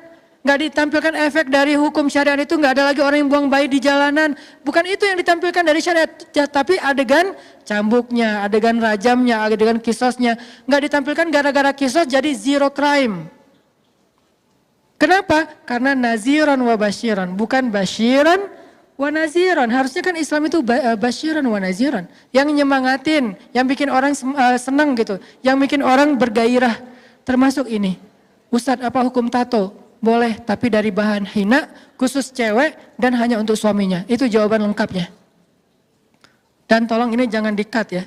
Jangan diedit jadi 1 menit terus salah paham. Harus lengkap. Ustadz, apa hukum tato? Boleh, dengan syarat bahannya dari hina, dipakai oleh cewek, ditujukan hanya untuk suami. Tato yang kayak gitu, boleh. Saya lebih senang menjawab boleh daripada enggak. Ustadz, apa hukum riba? Boleh, dengan syarat ribanya ke Allah, bentuknya sedekah. Ustadz, apa hukum pacaran? Boleh, tapi akad dulu. Ustadz, apa hukum ini? Boleh. Ustadz, apa hukum khamar? Boleh banget, enak lagi tuh. Tapi di surga. Syaratnya meninggal dulu. Jadi banyak boleh sebetulnya, cuman kita kan jarang menggali sisi bolehnya ya. Lebih banyak menggali sisi nggak boleh. Ustadz, apa hukum ini? Nggak boleh. Ustadz, apa hukum itu? Neraka. Ustadz, apa hukum ini? Siksaan. Ustadz, apa hukum ini? Kutukan. Ya sih, cuman sebelum itu yang ini dulu. Karena basyiran baru wanaziron. Kalau udah dikasih solusi masih ke sana, baru naziron. Tato udah dikasih solusi hina, kok masih pakai tato? Naziron. Nggak akan mencium harumnya surga, apa segala macam. Kan udah dikasih solusi. Riba dengan Allah boleh, kok masih riba dengan konvensional dengan manusia? Baru nanti riba itu dosanya kayak gini. Khamar udah dibilang nanti di akhir dikasih lebih banyak lagi sampai sungainya mengalir khamar, kok masih minum? Berarti baru nanti nggak akan berdiri dengan tegang, di hadapan Allah dia tercela, apa segala macam. Dan seterusnya teman-teman. Jadi kasih dulu unsur halalnya. Coba gali Islam dari sisi halalnya, itu banyak banget, 4:1. Cuman kita kurang ini Ustadz, makanya kita belajar, gali lagi, explore lagi tentang Islam, betapa Islam itu keren banget. Islam tidak diturunkan untuk jadi beban. Ma anzalna alaikal qur'ana litashqa. Kami tidak turunkan Al-Quran sebagai beban bagi kalian. Hijab Ustadz, kok hijab? Hijab itu bukan soal halal dan haram. Hijab itu soal kehormatan di sisi Allah dan malaikat. Malaikat itu segan banget sama cewek berhijab. Malaikat itu respect banget sama cewek berhijab. Malaikat itu akan hormat banget sama cewek berhijab. Sampai mau ketemu cewek berhijab aja, malaikat gak berani ketemu kalau dia belum siap untuk menemui seorang malaikat. Siapa dia? Khadijah. Khadijah itu ketika malaikat mau datang ke rumahnya, malaikat itu gak langsung masuk. Padahal kan malaikat bisa tembus dinding ya. Malaikat bisa tembus dinding gak Bu? Kalau mau cling gitu, hantu aja bisa tembus dinding. Jin aja bisa tembus dinding, masa malaikat gak bisa? Kenapa sih? Kayak Jibril kayak ribet banget sih mau masuk ke rumah Khadijah, kayak ngetuk pintu dulu, terus permisi dulu. Karena Jibril itu respect banget sama Khadijah. Kenapa? Karena Khadijah tidak pernah membuka auratnya, kecuali hanya untuk orang yang boleh melihat auratnya. Terhormat. Sampai-sampai nanti unsur lainnya, saking dihargai oleh Allah ketika kita menutup aurat masa hidup, Allah yang akan menjaga aurat kita ketika kita wafat. Jaga Allah, Allah jaga kamu. Apa contohnya? Tsunami di kampung saya di Aceh dulu. Alhamdulillah sejak saya pergi ke Mesir, Allah kasih hidayah, ibu saya udah gak pernah lagi membuka hijabnya. Kalau keluar rumah, kalau dulu kan hijab itu cenderung kayak pakaian resmi ya. Acara resmi baru berhijab. Kalau ke warung doang ya standar lah ya. Enggak sampai vulgar sih, cuman tapi rambutnya kelihatan. Karena dianggap cuma ke warung tetangga, kan gitu ya. Tapi alhamdulillah akhirnya paham, oh itu bukan masalah ke warung atau ke tempat yang resmi, tapi menutup aurat. Alhamdulillah sejak saya ke Mesir, ibu saya udah menutup aurat dengan lebih baik. Dan ketika meninggal dalam musibah tsunami itu kan kayak blender. Teman saya alhamdulillah dia selamat, dia cerita. Dia bilang, dia manggil saya gitu, Anang, dulu waktu tsunami itu, gua naik ke lantai 2 rumah gua. Dia rumahnya 2 lantai. Naik ke lantai 2 karena dekat laut, itu kelelep juga. Walaupun lantai, karena airnya itu lebih tinggi dari pohon kelapa kalau yang dekat laut. Aris, Bilal, saya manggilnya Aris, panggilan keluarga. Bilal itu kan korban tsunami, dia ke blender dalam tsunami. Dia ininya kan punggung dia itu kan sempat kebelah, terus kakinya sempat sobek besar, kepalanya juga pernah ininya ada beberapa bekas kebelah gitu. Karena dia ke blender dalam tsunami, dia saksi hidup lah dalam musibah tsunami. Dia megang ibu saya, megang kakak saya, mereka bertiga kayak pegangan gitu menghadap ombak tsunami yang katanya lebih tinggi dari pohon kelapa. Itu hitam tapi kayak meletup-letup gitu, pecah gitu, hancur semua yang ada di depannya. Karena udah gak bisa lari, akhirnya mereka ke blender bertiga. Dalam blenderan itu kata Bilal, dia sadar, lepas tangan ibu, lepas tangan kakak. Terus Bilal terdampar, nyangkut di atas atap rumah orang tapi udah sobek-sobek, terus dia pingsan gitu. Pas dia sadar ibu udah meninggal di pekarangan rumah, blender tapi selamat ketahuan ininya, jenazahnya di pekarangan rumah sama kakak saya. Yang bikin saya berbaik sangka dan jadi kayak hiburan buat saya, udah ke blender, hijabnya gak lepas. Sedangkan teman saya, dia cerita, namanya Habibi, dia cerita, Hanan, dulu gue juga ikut ke blender pas tsunami, gue pakai jeans, pakai baju kaos gue hilang, jeans gue hilang. Kebayang nggak pakai celana jeans yang ketat, pas dia di blender, sadar-sadarnya di atas atap rumah orang, itu udah hilang pakaiannya. Malah pakai celana jeans loh, bukan hijab, bukan jilbab yang longgar ya. Jeans kan ketat, susah banget kan dibuka kan. Sampai kalau darurat kan susah banget tuh dibuka tuh.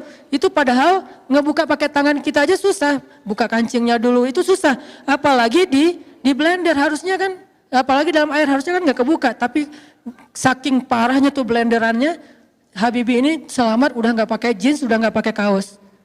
Untungnya mungkin Allah masih menjaga aurat dia, masih pakai pakaian dalam. Tapi jeans sama kaosnya udah hilang. Ibu saya, dan ada beberapa kejadian perempuan muslimah, aktivis-aktivis dakwah yang mereka ke blender juga, ditemukan di depan rumah, ditemukan di jalan, tertelungkup, tapi hijabnya sempurna.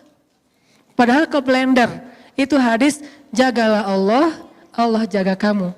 Jaga Allah ketika kamu hidup, Allah jaga kamu ketika kamu wafat.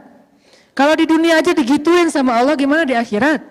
Gak mungkin dia akan dibuka aibnya oleh Allah, Allah akan jaga. Allah akan bikin dia terhormat nanti di akhirat. Walaupun nanti di padang mahsyar ada adegan gak pakai apa-apa yang bikin Aisyah malu banget dengan hadisnya kan ya. Kata Aisyah, aduh malu banget sih hadis cerita itu. Kata Nabi, Aisyah, waktu itu orang gak akan peduli tentang aurat. Karena orang sibuk dengan likul limri'in yauma idzin sya'nun yughni. Tapi setelah itu Allah langsung tutup aurat cewek-cewek yang berhijab. Ini namanya basyiran. Bukan yang tidak berhijab satu jengkal itu nanti neraka segala macam. Itu yang kesekian. Nomor satunya, bahaslah unsur motivasinya, gairahnya, kebaikannya, kehormatannya. Itulah yang dibahas dalam Al-Quran. Itulah yang dibahas dalam hadis, termasuk bab ini. Ternyata pakai tato itu boleh dengan syarat yang saya sebutkan tadi. Hina, khusus cewek, dan diniatkan buat suami, bukan buat orang lain. Malah tato ini tato berpahala lah gitu. Terus Bakrah bintu Utbah nanya lagi, bagaimana dengan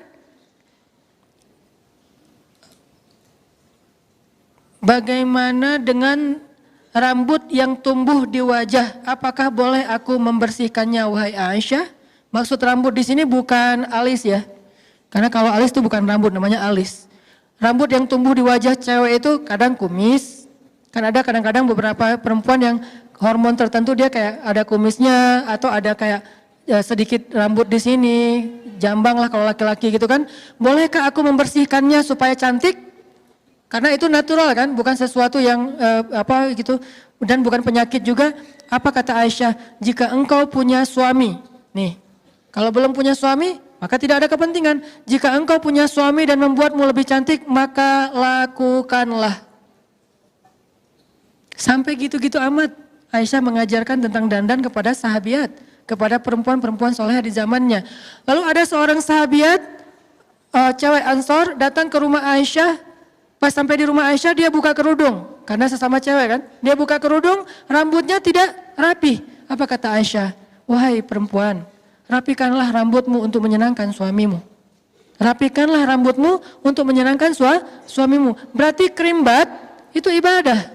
Kalau niatnya buat suami, kalau nggak bisa kerimbat di tempat yang profesional, minimal kita pakai sampo, kita bersih-bersih, kita menjaga keharuman dari rambut kita. Apalagi perempuan yang berhijab mungkin ada sedikit challenge. Saya nggak mengatakan beban, tapi challenge karena kita kan senang dengan challenge ya.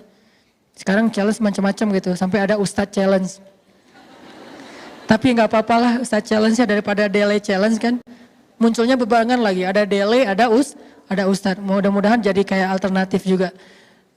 Itu challenge lah buat cewek yang berhijab, mungkin karena sering ketutup, dia harus lebih sering keramas, dia harus lebih sering bersihin rambutnya, dia harus lebih mentreat rambutnya lebih ekstra dibandingkan yang nggak berhijab. Dan ekstranya ini, challenge-nya ini adalah bagian dari ibadah seorang muslimah, bukan beban. Wah, nggak simpel banget sih hidup, repot banget. Justru repotnya itu adalah ibadah tambahan, kayak ibadah sunnah. Kalau nggak repot, nggak ada tambahan ibadah. Karena al-jaza ala qadril masyaqqah, balasan tergantung jenis repotnya. Makin repot, makin besar pahala, tergantung jenis kesulitan dalam beramal soleh. Jadi ibu-ibu yang dirahmati Allah SWT, ini satu lagi hadis. Suatu ketika perempuan-perempuan Ansor berkumpul di rumah Aisyah radhiyallahu anha. Lalu Aisyah menasihati mereka. Ini nasihat Aisyah untuk perempuan Ansor, berarti untuk kita juga. Wahai para istri, bertakwalah kepada Rabb kalian, taatilah suami kalian, sempurnakanlah wudhu kalian, dirikanlah sholat kalian, tunaikanlah zakat kalian, penuhilah keinginan suami kalian dalam hal yang suka ataupun yang tidak kalian suka. Hadis diriwayatkan oleh An-Nasai. 1. Wahai para istri, bertakwalah kepada Rabb kalian, taat kepada Allah. Itu nomor 1, enggak pernah terganti. 2. Taatilah suami kalian. Seolah-olah hadis ini mirip dengan ayat, janganlah kalian menyekutukan Allah dan berbuat baiklah kepada orang tua. Jadi bagi seorang anak, amal soleh nomor 2 terbaik itu adalah berbakti kepada orang tua setelah mentauhidkan Allah. Tapi bagi seorang istri, amal soleh terbaik itu nomor 2 setelah mentauhidkan Allah adalah apa? Taatilah suami kalian. Jadi tergantung status kita. Kita sebagai anak atau kita sebagai istri. Atau kita sebagai dua-duanya, anak dan istri. Berarti kita punya banyak sekali kebaikan. taatilah suami kalian. Terus sempurnakanlah wudhu kalian. Supaya karena sebaik-baik perhiasan, sebaik-baik dandanan itu adalah air wudhu. Kalau dandanan kita di dunia itu hanya memberi cahaya wajah kita di dunia saja. Kalau air wudhu memberi cahaya di wajah kita di dunia dan di akhirat. Gak apa-apa berdandan dengan berbagai macam alat kosmetik. Kita bisa punya misalnya beauty case segala macam yang sampai beauty case-nya bukan case lagi. Beauty baggage ya, udah satu bagasi gitu beauty-nya. Ya gak masalah juga. Terus sempurnakanlah wudhu kalian, dirikanlah sholat kalian. Karena Aisyah ini ahli ibadah. Aisyah kalau sholat, sholat sunnahnya dari duha sampai zuhur itu 1 rakaat doang loh. 1 ayat doang. Famanallahu alaina. Dia mulai sholatnya sekitar jam 7:30 atau jam 7 ketika matahari menghangat. Kan ukurannya itu ya. Jam 7 mulai sholat duha. Selesainya jam berapa? Jam 11. 8, 9, 10, 11. 4 jam. Ayatnya apa? Famanallahu alaina wa waqana adzabas samum. Nangis. Ulang lagi. Famanallahu alaina wa waqana adzabas samum. Ruku, sujud, berdiri. Famanallahu alaina. Entah berapa rakaat, ayatnya itu aja surat At-Tur. Ayat yang dibaca Aisyah dari pagi, artinya duha, sampai menjelang zuhur. Sholat. Makanya Aisyah kalau ngomong kayak gini tuh bukan cuma narasi, udah ngamalin sendiri. Bab taat suaminya, bab menyenangkan suaminya, bab ibadahnya, bab tauhidnya, bab zakatnya. Tunaikanlah zakat kalian dan yang terakhir penuhilah keinginan suami kalian dalam hal yang kalian suka atau yang kalian tidak suka. Dengan syarat tidak menyelisihi syariat pastinya. Karena tidak la ta'atal makhluk fi maksiatil khaliq. Tidak boleh taat kepada makhluk dalam hal bermaksiat kepada khaliq. Sebetulnya ada banyak lagi hadis-hadis tentang keren banget tentang Aisyah. Ini semua yang saya pernah sampaikan tentang Aisyah. Dulunya saya tidak terlalu suka untuk menyampaikan riwayatnya kepada pendengar. Karena emang saya sedang menyampaikan dalam bentuk storytelling. Tapi sebetulnya ada banyak riwayat tentang itu. Termasuk berat badan Aisyah itu bukan masalah saya menjudge, oh kalau yang udah lebih berarti gak soleh. Bukan. Itu adalah sebuah motivasi. Karena itu juga relatif kan. Ada yang beratnya 60 itu ideal, ada yang 55. Angka 55 itu dalam bahasa orang Arab bukan angka persis. Orang Arab tuh kalau dibilang 1000 bukan dihitung 1000-nya. Kayak Al-Quran khairun min alfisyah. Lebih baik daripada 1000 bulan. Jangan dihitung 1000 bulan. Artinya 82 tahun sekian bulan. Bukan. Itu kaidah bahasa Arab dan kita melihatnya dari angle bahasa aslinya. Bahasa Arab kalau bilang 1000 artinya banyak. Kalau bilang 55 artinya ideal. Ideal itu relatif, tergantung tinggi badan. Ada 55 ideal karena tingginya sekian, ada 55 itu kurang dari ideal karena tingginya sekian. Ada yang 60 baru ideal. Jadi 55 bukan angka yang timbang, oh 56, aduh gak soleh. Gak gitu sih.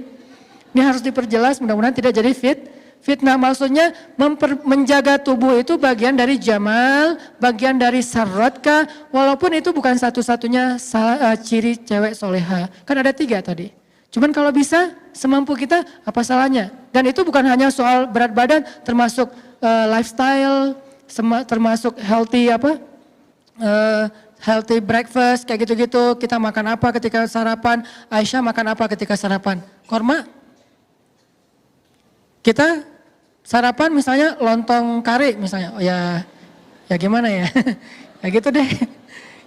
Jadi bukan masalah hanya ukuran badannya, tapi juga termasuk masalah pola makan, pola hidup. Oke, satu lagi sedikit lagi aja biar kita dapat lebih banyak hadis.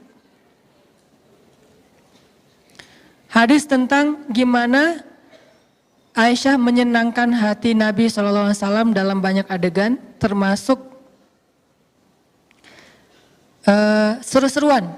Aisyah itu kan anaknya tuh asik gitu kan. Makanya saya bilang gaul kalau buat saya tuh, istri saya kalau bilang istri usahanan tuh gaul, saya malah bangga. Kenapa? Saya melihat gaul itu positif. Jangan bilang gaul itu negatif, berarti kita menjudge. Karena gaul itu gak selalu negatif. Bukankah hadis Nabi riwayat At-Tirmidzi disahihkan oleh Imam Al-Albani juga? Apa kata Nabi? Al-mu'min alladzi yukhalitun nas wa yasbir ala adahum khairun au a'zamu ajran minal mu'min alladzi la yukhalitun nas wa la yasbir ala adahum. Cuman saya nggak menyampaikan teksnya aja selama ini. Mukmin yang bergaul, yukhalit itu artinya bergaul. Mukmin yang bergaul dengan manusia lalu bersabar atas gangguan mereka, kekurangan mereka, maka itu lebih baik dan lebih besar pahalanya daripada mukmin yang tidak bergaul dengan manusia dan tidak bersabar atas gangguan atau kekurangan mereka. Hadis Tirmidzi, Ibnu Majah disahihkan oleh Al-Albani.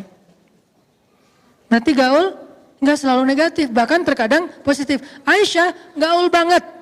Dia punya geng, dia punya teman, dia punya banyak murid, dia punya perempuan Ansor yang semuanya senang bergaul dengan Aisyah. Tapi gaulnya Aisyah bukan keluyuran keluar rumah tanpa mahram, bukan. Gaulnya Aisyah dengan perempuan. Kan gaul nggak harus selalu keluar rumah kan, di dalam rumah juga bisa gaul, ke rumah tetangga juga bisa gaul, ke rumah temannya juga bisa gaul. Kalau sekarang mungkin sosmed gitu, punya geng sendiri di dalam grup WA, itu kan gaul. Nah ini ada hadis, karena gaulnya Aisyah, dia tuh anaknya tuh asik gitu sama Nabi. Asik banget, seru banget, nggak ada, yang namanya juga garam ya, kayak renyah, gurih, nyaman gitu. Nabi suatu hari pulang ke rumah, melihat Aisyah lagi bermain dengan teman-temannya. Bermain dengan teman-temannya. Teman-teman di sini artinya gengnya Aisyah. Lalu Nabi SAW bertanya, wahai Aisyah lagi ngapain? Kami sedang bernyanyi ya Rasulullah. Maka Nabi pun duduk mendengarkan mereka bernyanyi. Lalu datang Abu Bakar. Abu Bakar marah, ya Aisyah kok kamu pakai seruling-seruling setan di rumah Nabi? Kata Nabi, wahai Abu Bakar, biarkan mereka bersenang-senang. Hari ini adalah hari rayanya kabilah Fulan bin Fulan. Satu. Kedua, Nabi lagi pulang ya, ini lucu nih. Nabi lagi pulang ke rumah, tiba-tiba Nabi ngelihat di balik tirai yang kesingkap angin, Aisyah lagi main di kamarnya. Main apa? Main boneka-bonekaan. Hadis ini terjadi ketika Aisyah baru menikah dengan Nabi dan waktu itu usia Aisyah masih anak-anak, usia 12 tahun lah ya. Bukan ketika Aisyah sudah ABG, karena ada adegan anak-anak, adegan ABG, adegan dewasa. Bahas Aisyah sesuai dengan zamannya. Nah Aisyah lagi kayak main boneka-bonekaan gitu, terus di tengah-tengah boneka itu ada patung kuda yang terbuat dari kayu dan kudanya ada sayapnya. Terus pas Nabi datang, Nabi langsung duduk di sebelah Aisyah. Nabi nanya gini, Aisyah ini apa? Kata Nabi. Nabi kayak pas datang lihat Aisyah lagi kayak main-main gitu, lagi ngatur-ngatur kayak kalau sekarang tuh kayak Barbie, terus kayak Anna, siapa gitu-gitu kan ya. Jadi banyak boneka-boneka gitu diatur-atur sama Aisyah. Di tengah-tengahnya ada kuda bersayap. Nabi langsung duduk sebelah Aisyah. Nabi nanya, Aisyah ini apa? Oh ini boneka-boneka aku, kata Aisyah. Terus kalau ini apa? Oh ini kuda. Nabi bilang, memang kuda ada sayapnya. Apa jawaban Aisyah? Ya Rasulullah, emang Nabi gak pernah dengar kalau Sulaiman itu punya kuda dan punya banyak sayap? Nabi langsung tertawa sampai terlihat gigi gerahamnya. Mana gigi geraham? Di sini. Berarti ketawanya lebar. Saking Nabi happy-nya dengan Aisyah.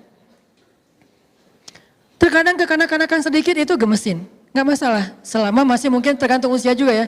Kadang dewasa lebih butuh. Kekanak-kanakan juga butuh kan.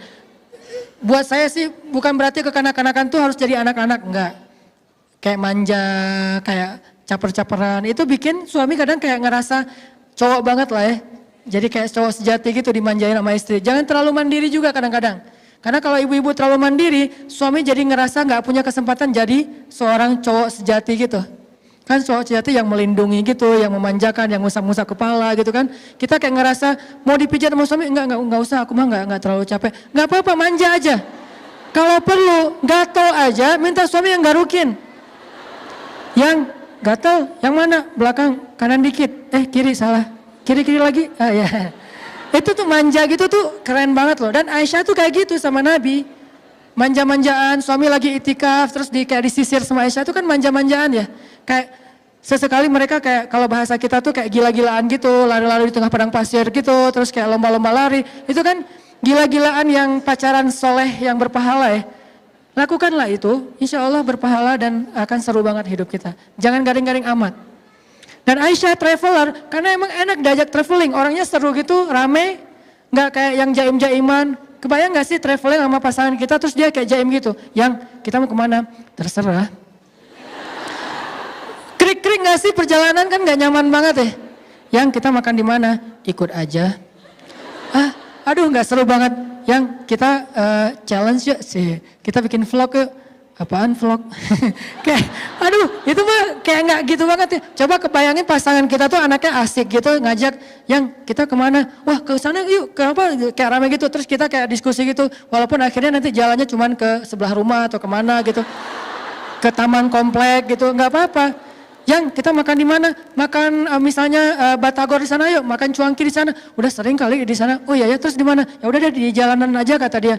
Aduh, aku nggak tega bawa kamu di kejalanan. Nggak apa-apa, kasal sama kamu kan tetap happy gitu kan. Akhirnya kayak seru-seruan gitu. Itu Aisyah banget teman-teman dalam bahasa sejarah. Cuman ketika kita translate kepada konteks sekarang, intinya kata ulama Aisyah itu farihah marahah.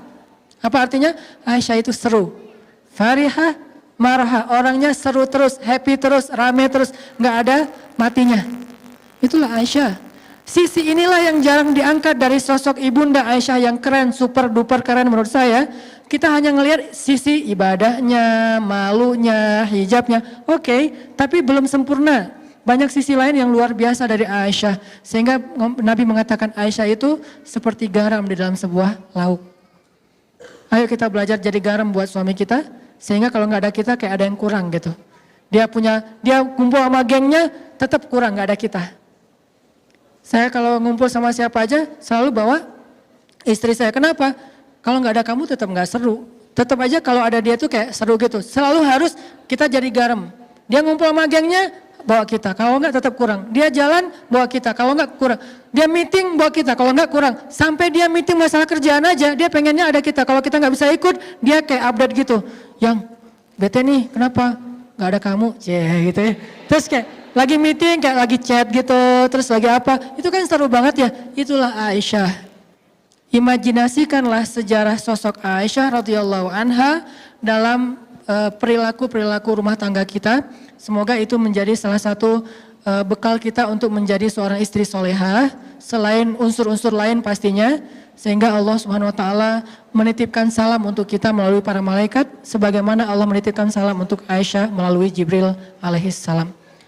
Itu aja yang bisa saya sampaikan.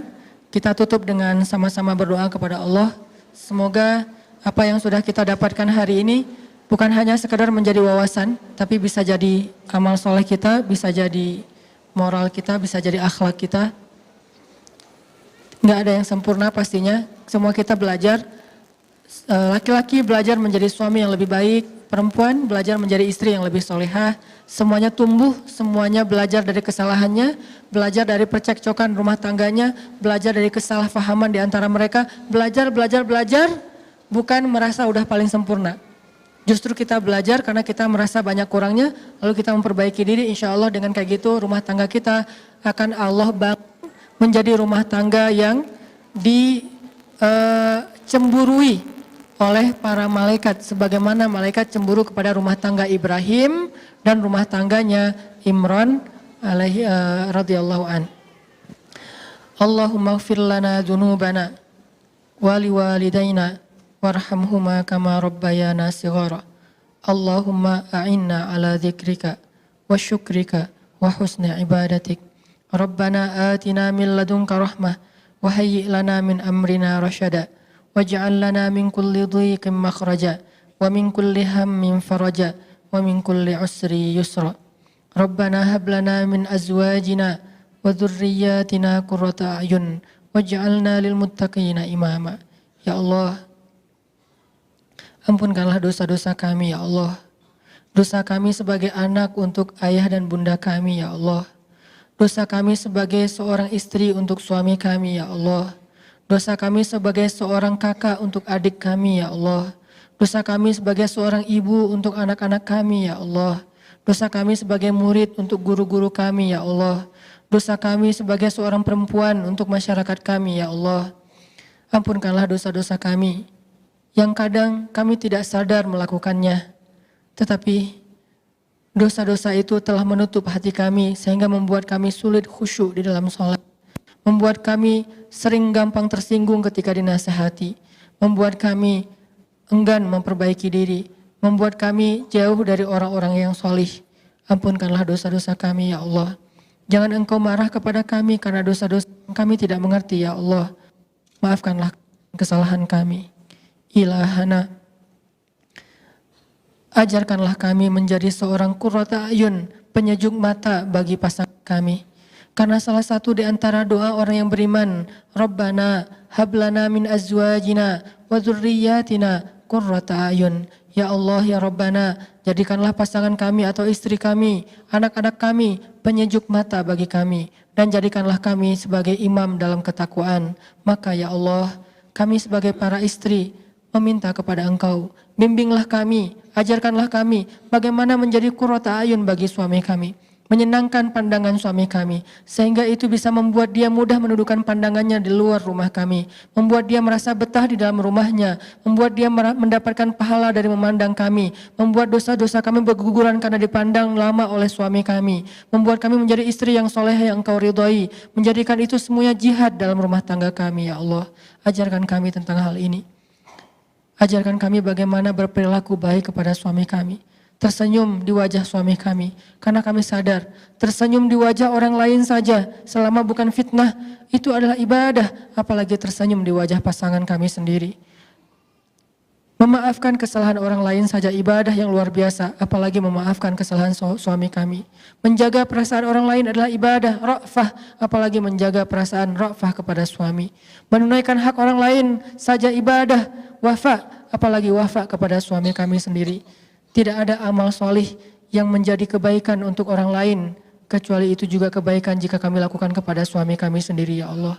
Ilahana, ajarkan kami hikmah, ajarkan kami kecerdasan Bunda Aisyah radhiyallahu anha, ajarkan kami briliannya Aisyah radhiyallahu anha, ajarkan kami sifat solehanya Aisyah radhiyallahu anha, ajarkan kami sifat pemalunya Aisyah radhiyallahu anha, ajarkan kami sisi asiknya Aisyah radhiyallahu anha. Jadikanlah kami garam untuk suami kami sebagaimana Aisyah menjadi garam untuk Rasulullah sallallahu alaihi wasallam. Rabbana atina fid dunya hasanah wa fil akhirati hasanah wa qina adzabannar. Subhanakallahumma wa bihamdika asyhadu an la ilaha illa anta astaghfiruka wa atubu ilaik. Assalamualaikum warahmatullahi wabarakatuh.